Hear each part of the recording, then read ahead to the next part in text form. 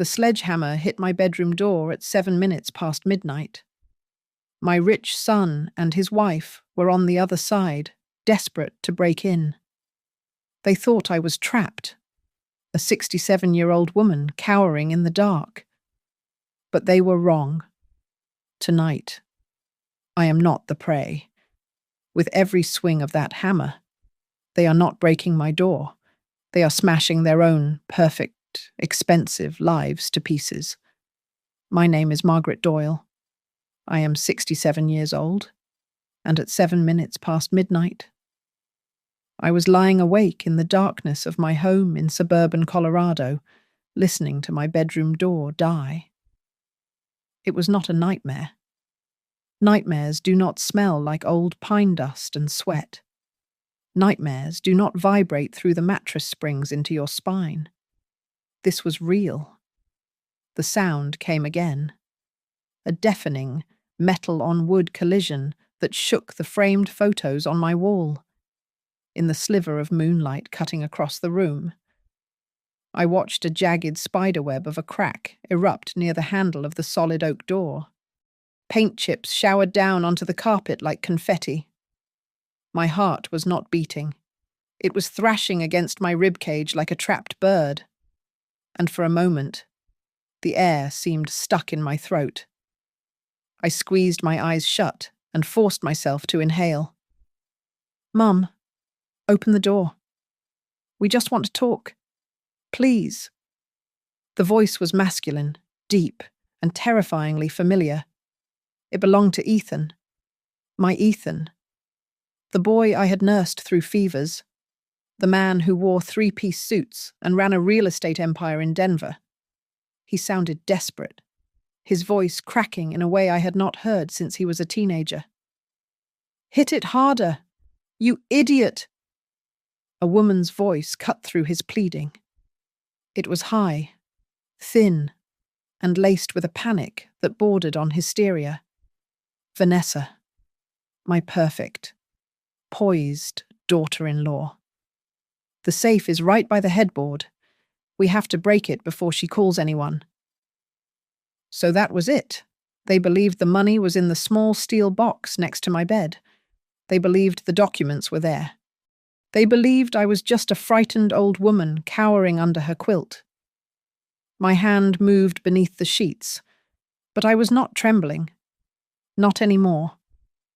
My fingers brushed the cool, smooth plastic of the rotary telephone on my nightstand. It was an antique to them, a piece of junk. But yesterday afternoon I had quietly paid a technician $200 to reconnect the landline directly to the local police station. The receiver felt heavy and comforting in my grip. I did not lift it yet. A dry, bitter smile tugged at the corner of my mouth. It felt strange on my face. 6 months ago, the sound of their footsteps in the hallway would have made me weep. 6 months ago, I would have done anything to please them, to keep the peace, to buy their love. But the woman who would have opened this door to comfort her son was gone. They had killed her. I sat up slowly and looked into the vanity mirror across the room. The glass was old and slightly cloudy, but the reflection was clear enough. I saw silver hair and skin that wrapped too tightly around cheekbones that had grown sharp with stress. But the eyes were different. The eyes were hard. "All right, it's time," I whispered to the empty room. Another massive blow struck the wood. The top hinge gave way with a screech that sounded like a dying animal. The door leaned inward, revealing the chaotic shadows of 2 figures in the hallway light. "Hurry up, her lawyer. That woman could be here any minute." Vanessa screamed, abandoning all pretense of secrecy. She was right to be afraid. She just did not know how right she was. If you want to understand why my son is wielding a sledgehammer against his own mother's bedroom door to rob her, we have to go back. We have to go back 6 months, to a time when I still thought Ethan was the greatest pride of my life. Tonight, They think they are breaking down a door. But the truth is much crueler. With every swing of that hammer, they are simply smashing the life they built on my money into unrecoverable pieces. It was a Tuesday morning in late January, under a sky the colour of wet slate, when I buried Thomas. We had been married for 40 years, and in the span of a single massive stroke, the conversation we had been having for 4 decades just stopped. Returning to our house on Maple Street was worse than the cemetery. We had spent over 30 years paying that mortgage, dollar by hard-earned dollar. It was a modest place, but it was ours. Every scratch on the hardwood floor, every creak in the hallway, held a memory of raising Ethan or sitting with Thomas in the evenings. But without him, the house did not feel cozy anymore. It felt vast, cavernous, and impossibly cold. The silence was so heavy, it felt like it was physically crushing my chest, making it hard to draw a breath. Ethan and Vanessa appeared in the living room like guardian angels dressed in designer black. They sat on the worn floral sofa that Thomas and I had bought at a garage sale 10 years ago. They looked out of place, too shiny and polished for the dusty grief of that room. "Mum, you cannot stay here alone," Ethan said, his voice thick with what I thought was concern. "It is too much for you. Too many memories." They proposed a solution that sounded like salvation. They wanted me to move into their penthouse at Oak Ridge Heights. They said it was temporary, just until I felt like myself again. They said they wanted to take care of me. Vanessa leaned forward, resting a manicured hand on my knee. Her voice was sweet, almost melodic. "Mum, you have nothing to worry about regarding money. You have a pension of $5,800 a month, plus the payout from Dad's life insurance. Let us arrange everything for you. You just need to rest and heal." I was so drowned in sorrow that the specific phrasing, "let us arrange everything," did not trigger any alarms. I did not ask how she knew the exact amount of my pension down to the dollar. I just felt gratitude. Ethan wrapped his arms around me, pulling me into a hug that smelled of expensive cologne and the faint, familiar scent of my little boy. "I will never let anyone hurt you. Mom, I promise," he whispered into my hair. They convinced me to rent out the Maple Street house. Ethan called it generating passive income, so the house would not sit empty and rot. He brought a stack of documents to the kitchen table the very next day. "I will help you with all the paperwork, so you do not get a headache," Ethan said, clicking a gold pen and pointing to the bottom of the pages.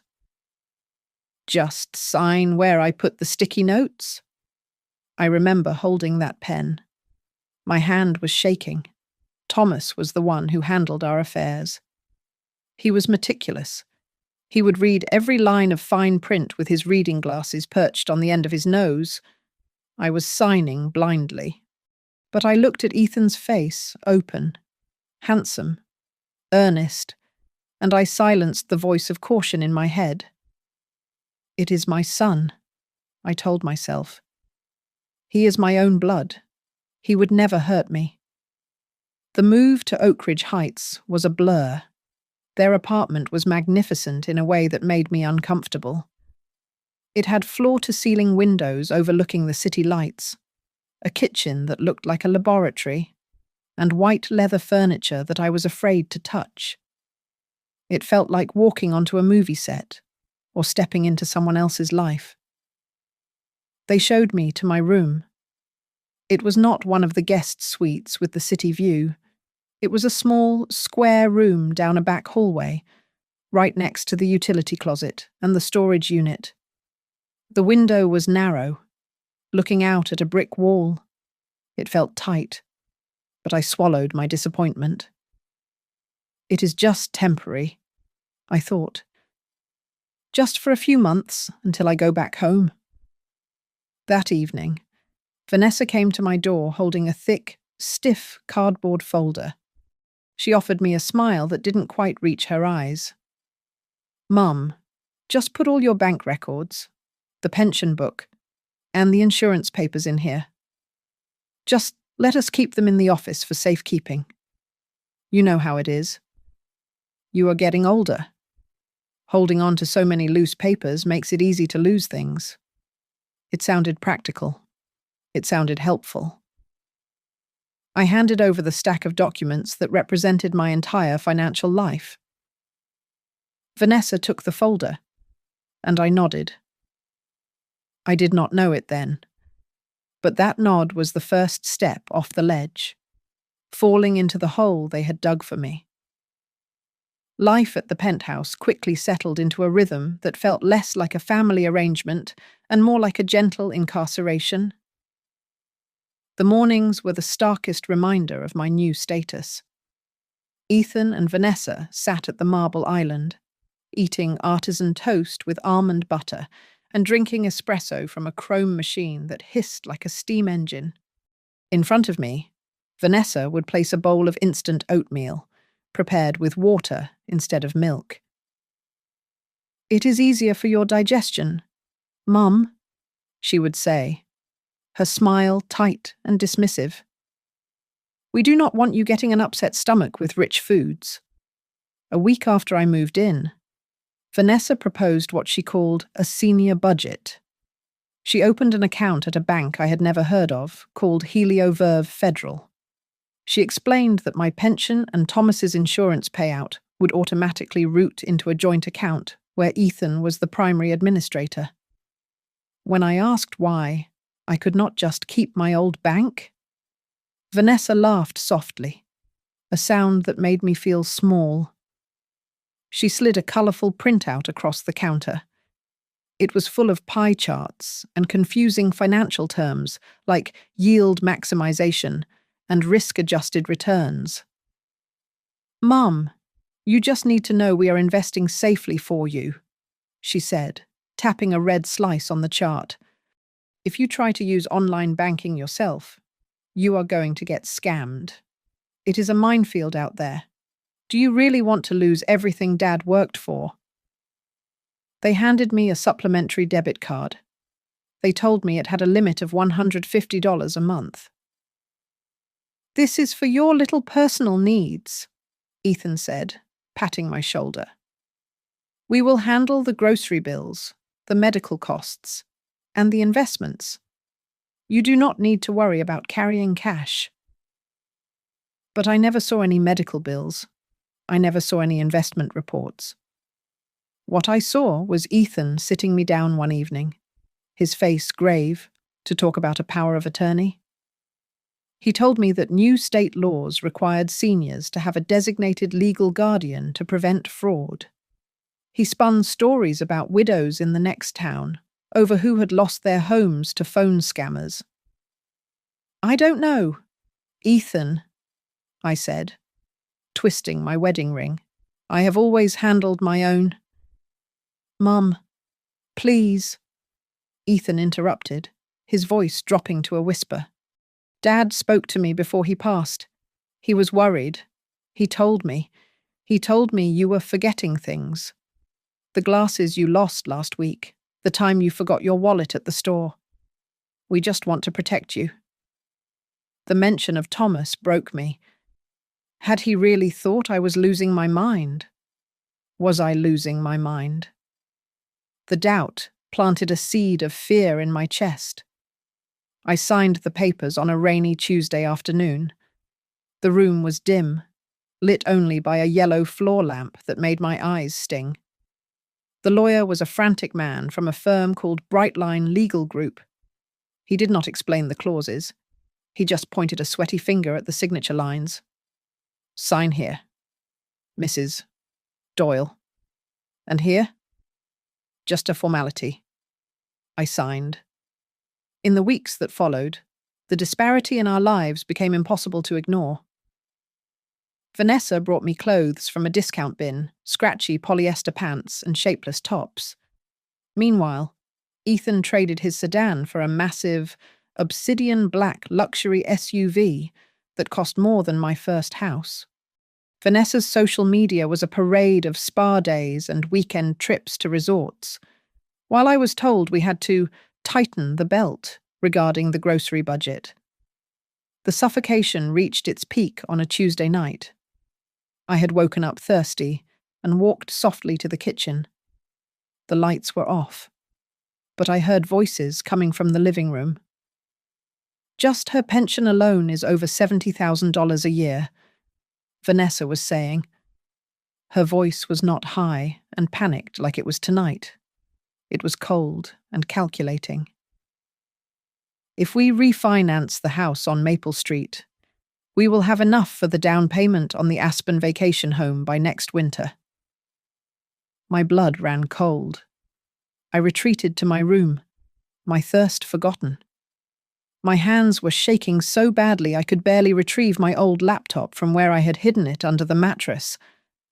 I waited for the house to go silent. Then, I opened the lid. I had to guess the Wi-Fi password, but I got in. I logged into my old email account, which I had not checked in months. Buried under spam was a notification from HelioVerve Federal. It was an alert for a high-value transaction. Withdrawal: $120,000 from Doyle Life Savings Market Account, authorized by financial representative Ethan Doyle. I stared at the screen until the numbers blurred. They were not protecting me. They were harvesting me. It started with the car keys. Ethan told me he heard a squeak in the brakes of my old sedan, a noise I had never noticed. He held out his hand, palm open, a look of filial concern plastered on his face. "Mum, just give me the keys. I will take it to the shop for you. You do not want to break down on the highway, do you?" I handed them over. That was 3 months ago. Every time I asked for them back, the excuse changed.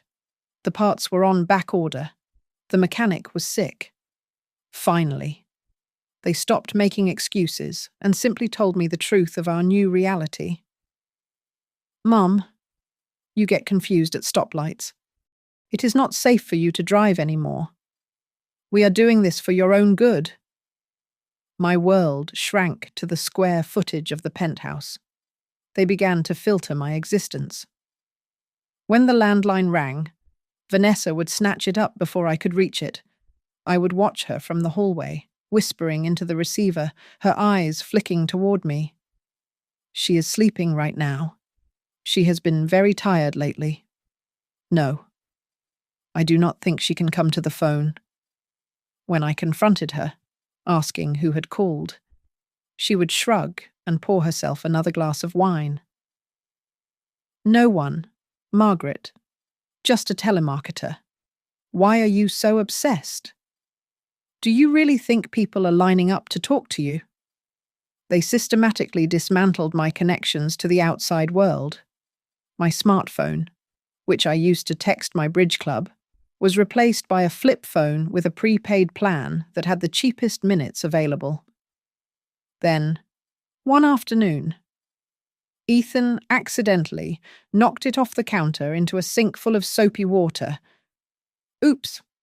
Well, you have us, Mum.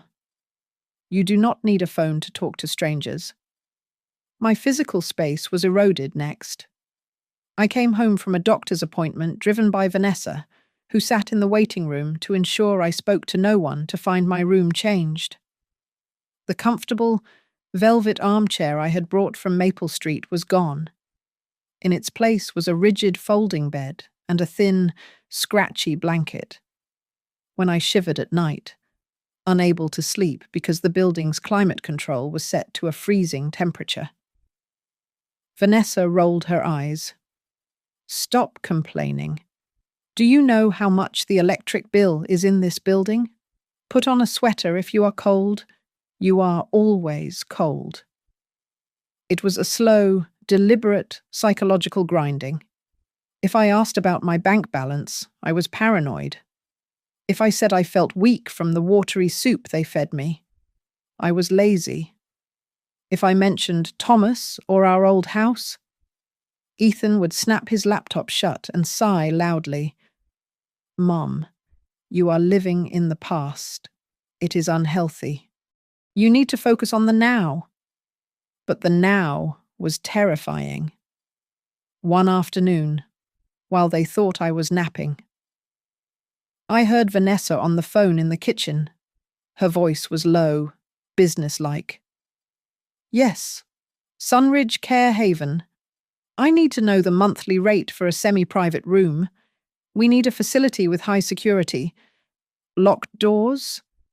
We prefer a place with low foot traffic. She can be difficult. My heart hammered against my ribs. Sunridge. I knew that place. It was 2 hours away.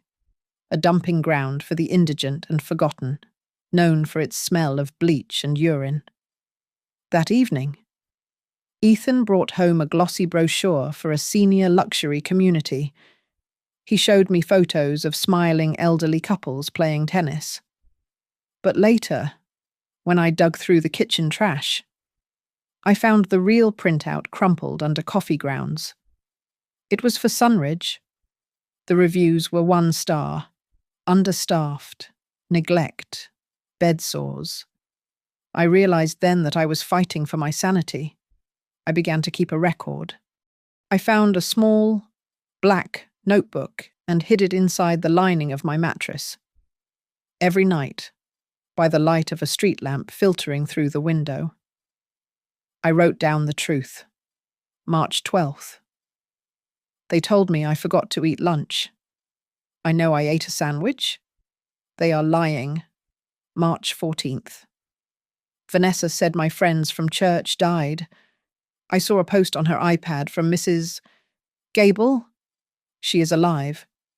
I wrote to prove to myself that I existed. The explosion happened over dinner.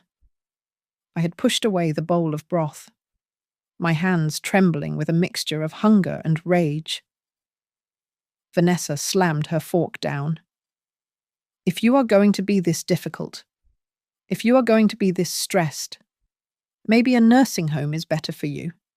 Somewhere with professionals who can watch you 24/7. We are just too busy to deal with your moods. It was the first time they had said it to my face. The threat hung in the air, heavy and suffocating. I went to my room and sat on the hard cot. I felt hollowed out. I reached for my old handbag, the one thing they hadn't bothered to search because it was tattered and out of style. I dug through the lining, past old mint wrappers and tissues, my fingers brushing against a piece of stiff cardstock. I pulled it out. It was yellowed with age, bent at the corner. Elena Ruiz, attorney at law. She had been a bright-eyed intern at the hospital years ago. I remembered she had told me once. Mrs. Doyle, if you ever need help, you call me. You were the only one who was kind to me. I stared at the faded number in the dim light. It was a lifeline, a thin, fragile thread in the dark. But it was the first time in months I saw a way out. Ethan and Vanessa made a critical error in their calculation of my decline. They forgot who I was before I became poor old Mom. For 30 years, I was the head nurse at St. Jude's. I managed staff. I managed crises. And I worked directly with legal teams on cases of patient neglect and abuse.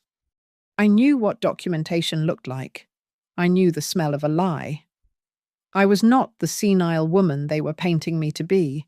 I was simply a woman in mourning who had finally woken up. I waited for a Thursday afternoon when they went to view a model home for their investment portfolio. As soon as the elevator doors slid shut, I grabbed my purse and went down to the residence gym. It was empty. My hands trembled as I lifted the receiver of the landline on the front desk, but my mind was sharp. I dialed the number on the yellowed card. Law offices of Elena Ruiz? How may I help you? Elena. It is Margaret Doyle. From the hospital. I do not know if you remember me. There was a pause. Then a warmth flooded the line that made my knees weak. Mrs. Doyle. Of course I remember. You were the one who taught me how to read a patient chart properly. Is everything all right? No, it is not. I think I am in trouble. Elena, my son, he has taken everything. Elena's tone shifted instantly from friendly to professional. She listened for 2 minutes, then cut in. We need to meet. Not on the phone. Can you get out? I can try. Meet me at the coffee shop across from the main branch of Helioverve Federal. Tomorrow at 10. Getting out was the hardest part. That evening, I put on my most pathetic performance. I sat at the dinner table, weeping softly into a napkin, talking about how much I missed Thomas, how I needed to visit his grave to say a proper goodbye. Ethan sighed, rolling his eyes when he thought I wasn't looking. Mum? Really? It has been months. Please, Ethan, just for an hour. I feel so heavy, I pleaded, making my voice crack. Fine, he snapped. I will book the building's shuttle service for you, but be back by noon. Vanessa needs you to sign some papers. The next morning, the shuttle dropped me at the cemetery gates. I waited for the driver to pull away. Then I walked 3 blocks to the bus stop and took the number 12 line downtown. When I walked into the cafe, I saw the contrast immediately. Elena sat in a booth, looking sharp in a navy blazer, typing furiously on a sleek laptop. I caught my reflection in the glass pastry case, a frail woman in a thrift store coat, clutching a handbag like a lifeline. But as I sat down, I straightened my spine. Mrs. Doyle, Elena said, reaching across the table to squeeze my hand. Her grip was firm. Tell me everything. I laid it all out.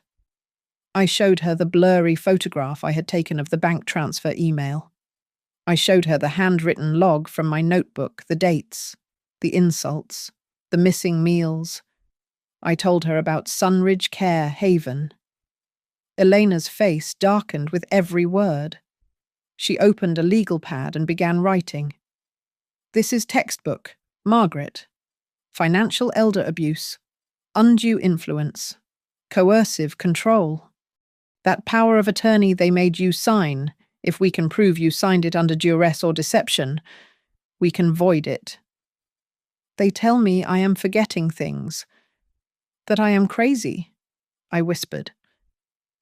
That is gaslighting, Elena said firmly. And we are going to stop it. But I need you to be brave. I need you to go back there. We hatched a plan that made my heart race. I had to continue playing the victim. I had to be the confused, submissive old woman they wanted me to be. But while I played the part, I would be wearing a wire. A small digital recorder Elena slipped into my hand. There is one more thing, I said, leaning in. They think they have everything. But Thomas left me a certificate of deposit at a different credit union. It matures next week. $50,000. They do not know it exists. Eleanor's eyes widened, then narrowed with strategic focus. Good. We are going to move that money into a protective trust immediately.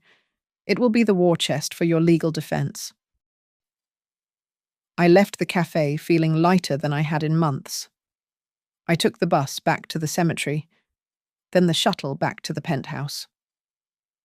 When I walked through the door, Ethan was waiting, tapping his foot. You are late, he grumbled. Did you at least stop crying? I am sorry, son. I just lost track of time, I said, looking at the floor. But inside, I was not looking at the floor. I was looking right at his throat. A cold, fierce joy bloomed in my chest. If they wanted to turn my life into a hell for money, fine. I would turn their love of money into the trap that would snap their necks. I returned to the penthouse and slipped into my role like an actress stepping onto a stage. I became the Margaret they wanted to see, frail, apologetic, and fading. I shuffled my feet when I walked. I asked the same questions 3 times in a row. I apologized to Vanessa for being a burden, for being too suspicious about the money. "I am sorry, Vanessa," I said, looking down at my oatmeal. My mind, it just plays tricks on me lately. "I know you are only trying to help." She patted my hand, her touch patronizing and cold. "It is okay, Mum. We know you do not mean to be difficult." That evening, I set my trap. I sat next to Ethan on the sofa while he worked on his laptop. I put a tremor in my voice. "Ethan, could you just show me the account balance one more time? Just for a second, I cannot sleep because I keep worrying we are broke." He sighed, the sound of a man burdened by a child. "Fine. Mom, just look." He angled the screen toward me. I watched his fingers fly across the keys. I saw the username. And then, casually, innocently, I asked, "Is the password still your father's birthday?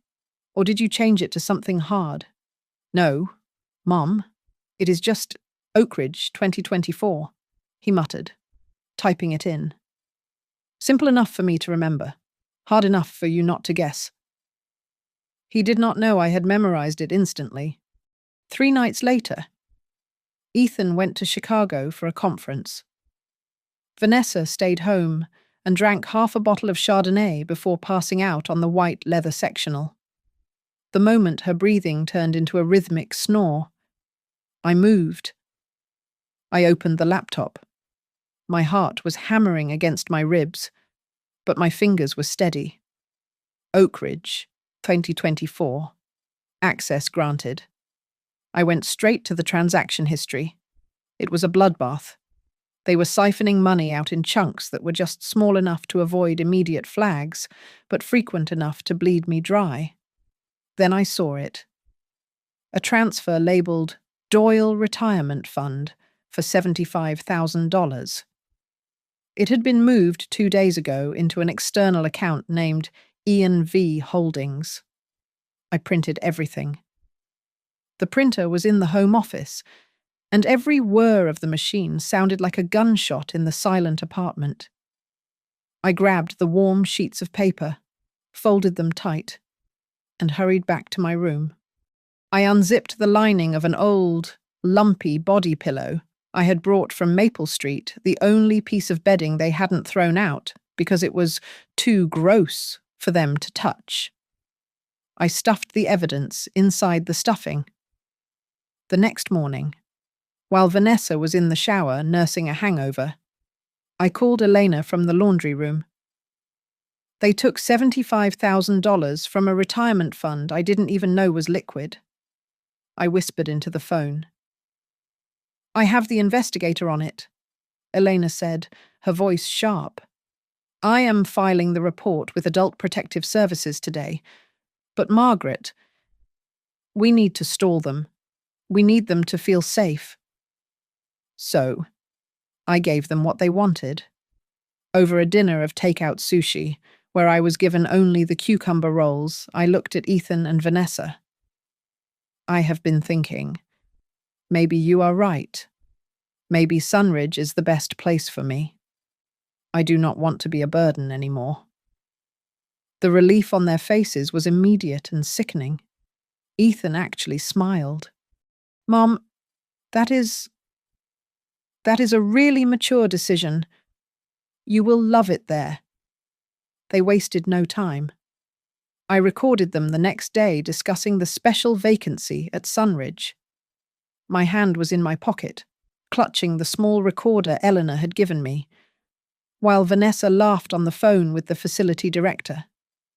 Yes, we can move her in by Friday. She is very agreeable now. Yes, the deposit is ready. While they planned my exile, Eleanor was moving mountains.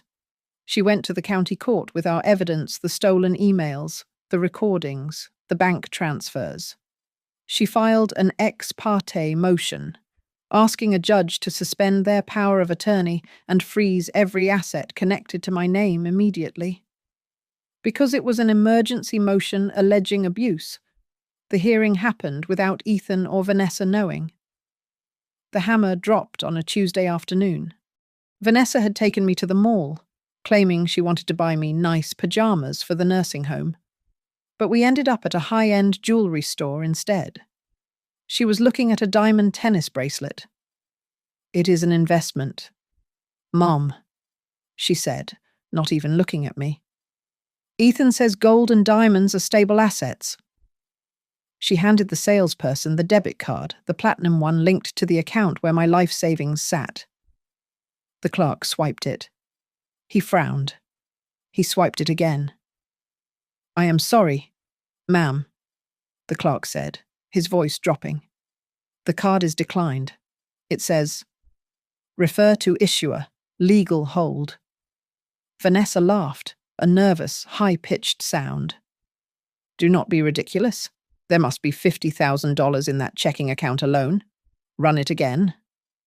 "I cannot, ma'am. The system has locked the account. It says frozen due to legal dispute." Vanessa's face went the color of ash. Her eyes darted around the store, panic rising in her chest.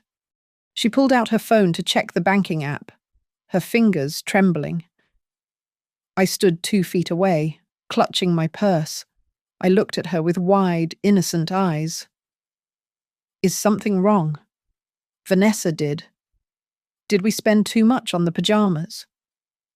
Inside, I was not trembling. Inside, I was soaring. Ethan came home looking like a ghost. He burst through the front door, his tie loosened, sweat beading on his forehead despite the air conditioning. The bank manager at Helio Verve had called him. The accounts were frozen. A court order had flagged every transaction related to my name for investigation. He marched into the living room where I was sitting, staring blankly at the television. "Mum, what did you do?" he demanded, his voice trembling with a mix of fear and fury. "Did you talk to someone? The bank is saying there is an inquiry." Before I could answer, Vanessa stormed in from the kitchen. The mask of the caring daughter-in-law had completely dissolved. Her face was twisted into a sneer. Of course she talked to someone. Look at her. She probably let some greedy lawyer get in her ear. "Mum, listen to me. Those people, they prey on seniors. They are trying to scam you by making you think we are the bad guys." I looked up at them. For months, I had played the role of the confused, grateful widow. But as I looked at my son, my flesh and blood standing there, terrified not for me, but for his wallet, something inside me hardened into steel. I am old, but I am not stupid. I am just taking back what is mine. I don't understand," I said aloud, keeping my voice steady but dropping the confused act just enough to be chilling. "I just wanted to know where the money went. Ethan. That is all." "Where it went?" Vanessa shrieked, throwing her hands up. "We saved you without us. You would be rotting in that old house." The money was just sitting there, rotting in a savings account earning 0 interest. We knew how to use it. We were building a future. There it was, the truth. I was not a person to them. I was a resource. A vein of gold they were mining until it ran dry. Ethan paced the room, running his hands through his hair. Okay, okay, stop. We can fix this. Mom, listen. We can fix this. We just need to clear up the confusion. He knelt in front of me, grabbing my hands. His palms were clammy.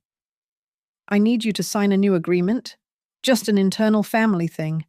It says that you knew about all the transfers, that you approved them as gifts. If you sign it, we promise. We promise we will take care of you forever. No nursing home. You can stay here. I looked at him. He was trying to buy his freedom with a promise he had no intention of keeping. I needed to buy time. I need to think about it. Ethan, it is a lot to process. Don't take too long. Mom, Vanessa hissed from the doorway. The moment they left the room to argue in the kitchen, I went to the bathroom and turned on the tap, under the cover of the running water. I called Elena. They want me to sign a retroactive approval, I whispered. That is witness tampering, Elena said, her voice grim. Let them think you might do it. It proves they know they are guilty. And Margaret, be careful. Vanessa, meanwhile, was making her own calls. Elena later played me the recording from Sunridge Care Haven. Vanessa had called the director in a panic. We need to move the admission date up. Tomorrow, if possible. If she is in the state system, it will be harder for anyone to get to her. We need her secured. The next morning, a caseworker from Adult Protective Services knocked on the door. Ethan and Vanessa scrambled like cockroaches when the lights come on. They threw fresh fruit into the empty fruit bowl. The stickers were still on the apples. They lined up bottles of expensive vitamins on the counter. They even put a vase of fresh flowers in my tiny room. The caseworker, a sharp-eyed woman named Ms. Davis, sat with me alone. Mrs. Doyle, do you feel safe here? Do you have access to your own money? I looked at the door where I knew Ethan was listening. I chose my words carefully. I eat when they remember to cook, I said softly. And money. My son says I am too old to understand money. He says people like me get tricked easily. I saw Ms. Davis make a note. I hadn't accused them directly, but I had planted the seed. That night, the tension in the apartment was suffocating. Ethan and Vanessa sat at the dining table, their heads close together, whispering. They didn't know I had left my bedroom door cracked open just an inch. If this investigation drags on, we are finished, Ethan whispered, his voice cracking. The lawyers will subpoena everything. Not everything, Vanessa replied, her eyes gleaming with a desperate idea. The safe in her room, the old one she brought from Maple Street. She keeps all the original deeds and the life insurance hard copies in there. If we get those, we can claim whatever we want. We have to get them before her lawyer does. Tonight, Ethan said. We do it tonight. I backed away from the door, my heart pounding. They were coming, and I would be ready. The iron safe sitting on the floor of my bedroom was nothing special. It was a heavy, fireproof box Thomas had bought at a hardware store in 1985 to store our marriage license and a few savings bonds. To Ethan and Vanessa, however, it had become the Holy Grail. They were convinced it held the original deed to the Maple Street house and the hard copy of Thomas's life insurance policy. They did not know that 3 days ago. I had smuggled the original documents out in a laundry bag and handed them to Eleanor. All that remained inside the safe were useless photocopies and a stack of expired coupons. But they did not need to know that. I needed them to believe the treasure was still within their reach. That afternoon, while Vanessa was aggressively typing on her phone in the kitchen, I pretended to talk to myself while rummaging through a drawer. Oh dear. I really must remember to get those bearer bonds out of the safe. The lawyer said she needs them by Friday. I saw Vanessa's spine stiffen. She stopped typing. The bait was in the water, and the shark had smelled blood. Ethan and Vanessa had been monitoring my sleep schedule for weeks. They knew I usually took the mild sedative they forced upon me around 9 o'clock at night. They believed the pill knocked me out cold until morning. They began whispering about a midnight intervention, convinced I would be too drugged to wake up while they cracked the safe. Meanwhile, Elena was coordinating a much larger operation. She had met with the district attorney and a man named Lieutenant Harris, the head of the Financial Crimes Division. They agreed that while the paper trail was damning, they needed something visceral to guarantee a conviction. They needed video evidence of breaking and entering, of physical intimidation. They needed to catch the wolves with their teeth bared. We set the stage carefully. I told Ethan I wanted to spend one last night at the house on Maple Street. I just want to say goodbye to the old place. Before we sell it, I said, making my voice tremble. Ethan and Vanessa insisted on coming with me. They claimed it was for my safety, but I knew the truth. They were terrified I would remove the contents of the safe before they could get to it. We arrived at the house in the late afternoon. It smelled of dust and stale air, but to me, it smelled like 40 years of memories. What Ethan did not know was that, earlier that day, a team of technicians had installed micro-cameras in the hallway smoke detector and on the bookshelf in the master bedroom. The house was no longer just a home. It was a trap. I walked through the rooms, feeling the gaze of the hidden lenses. It made me feel naked, yet strangely armored. "Let me help you with that, Mom," Ethan said, heaving the heavy safe out of the closet and placing it right next to my bedside table. "It is better to keep it close to you, right?" He was making it accessible. He was positioning it so they could get to it without walking too far into the room. I sat on the edge of the bed, my hands resting on my lap. "Thank you, son. You are so thoughtful." I opened the nightstand drawer and dropped the small brass key to the safe inside. I let it clatter against the wood, a sound loud enough for Vanessa to hear from the doorway. I saw her eyes flick to the drawer. She had seen it. They thought tonight was their golden opportunity. As the sun went down, the house settled into a heavy silence.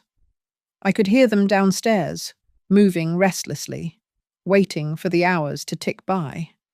I changed into my nightgown and sat in the dark, listening to the wind rattle the loose window pane Thomas had always promised to fix. This is my house, I thought, gripping the sheets. I will not let them steal it. At 11 o'clock, I picked up the landline. It was tapped, but I had a direct line to Elena that bypassed the main switchboard. "They are here," I whispered into the receiver. "If you do not hear from me tomorrow, it means I failed." Elena's voice came back, fierce and steady. "No, Mrs. Doyle. Tonight is not the night you lose. It is the night they dig their own graves." The digital clock on my nightstand flickered to 7 minutes past midnight. The sledgehammer struck again, a thunderous crash that sent a shockwave through the floorboards and straight up into my spine. I lay on the bed, my eyes wide open in the dark, watching the dust motes dance in the sliver of hallway light that cut through the widening crack in the door. To them, this room was a fortress they had to breach. But to me, it was a stage. Just above the row of Thomas's old spy novels on the bookshelf, a tiny, almost invisible lens the size of a pinhead was recording. Down near the baseboard, concealed within a dummy electrical outlet, a high-sensitivity microphone was capturing every vibration. 2 blocks away, inside an unmarked police van, Lieutenant Harris and Elena were watching and listening to everything on a high-definition monitor. "Just get the original documents." Ethan's voice hissed from the hallway, loud enough for the microphone to catch every syllable. "We tell the court she agreed to transfer the assets herself. No evidence, no crime. We just need the paper trail gone." "She should be grateful." Vanessa's voice followed, shrill and breathless. "If it weren't for us, her money would just be sitting there for some nursing home to eat up. Move over." "Let me hit it?"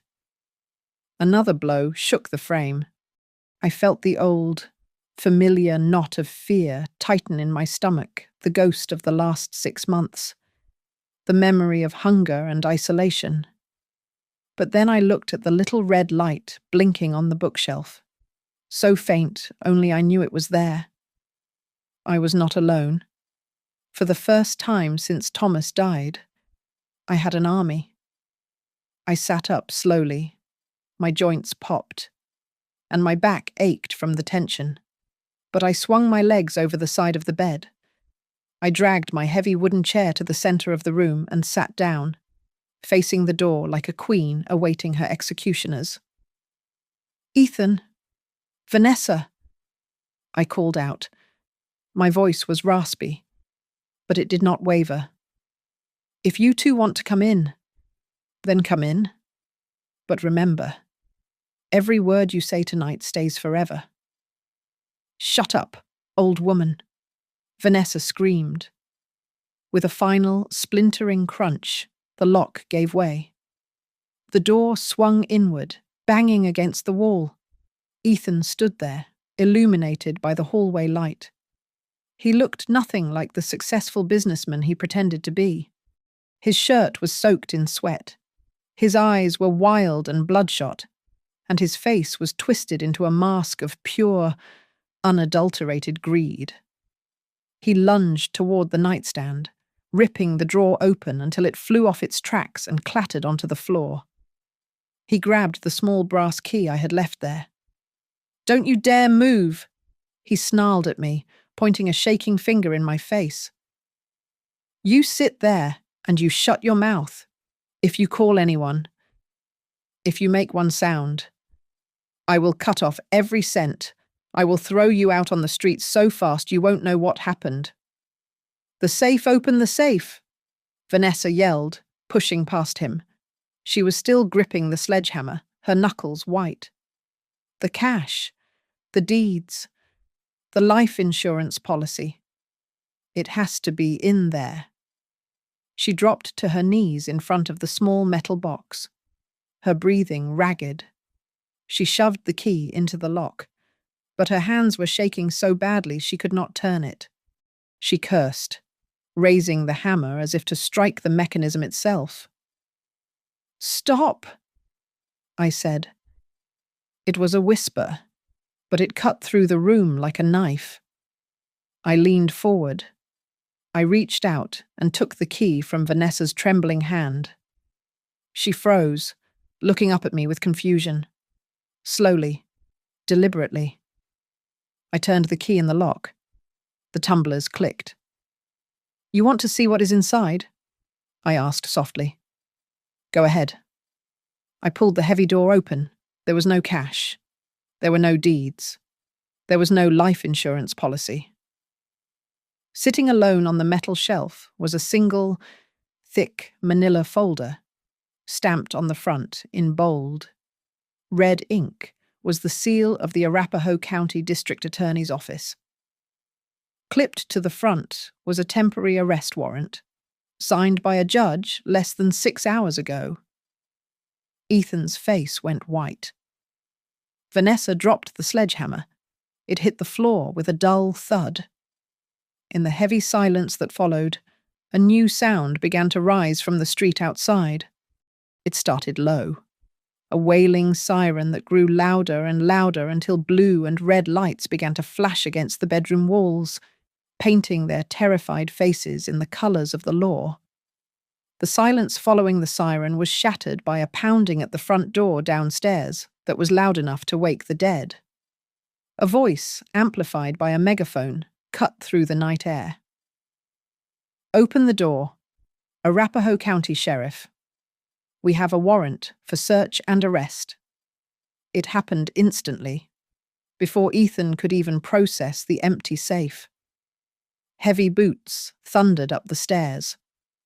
Lieutenant Harris kicked the bedroom door fully open, his weapon drawn but pointed low.